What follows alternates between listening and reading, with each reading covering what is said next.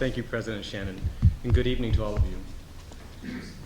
Unless you've experienced the surprise and frustration of seeing decision makers completely ignore your scientific data, or you felt the anger turn to despair when your favorite politicians seemingly don't give a damn about you, your home, or your health, unless you've experienced this firsthand, you can't fully understand the mental and physical toll it takes.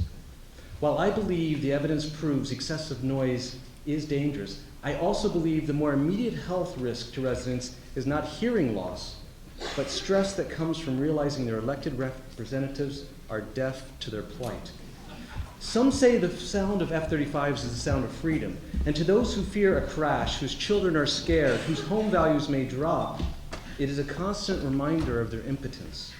With each takeoff and landing, anxiety, anger, and despair return.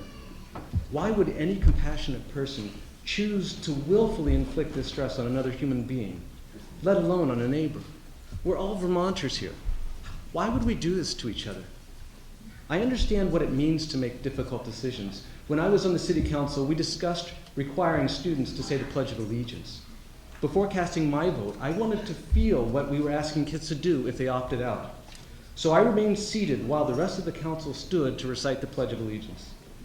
I'm a fairly confident adult, but I felt extremely self-conscious and even a little afraid. And in that moment, I knew I could never ask a child to do the same thing. Tonight, I want you to feel what the residents in the flight path feel, to feel their inconvenience, frustration, and anger at unwanted sound. And then ask yourself, how can I willfully inflict this pain on my fellow Vermonters? Do you really want this to be your part of your legacy as a city councilor? Thank you, Mr. Rivera. Trina Maggi, followed by Connie Crosney, followed by Helen Scott. And you're also welcome to...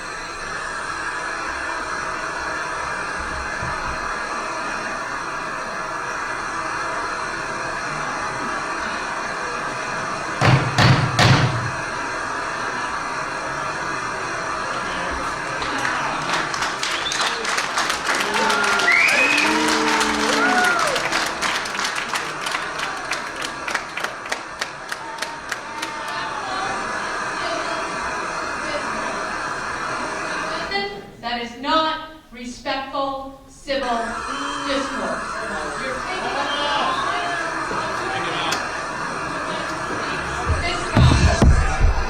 You're taking up the time of your neighbors who would like to speak to this council. I understand. That's fewer people that get to speak. I understand your Not anger. another word out of you, Mr. Dunbebin. And I want you to remember this feeling. I want to remember this feeling when you vote.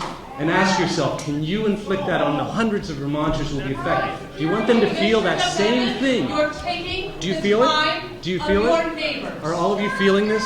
This is anger, and this is what people will feel every time they hear that airplane take off. Do you understand that?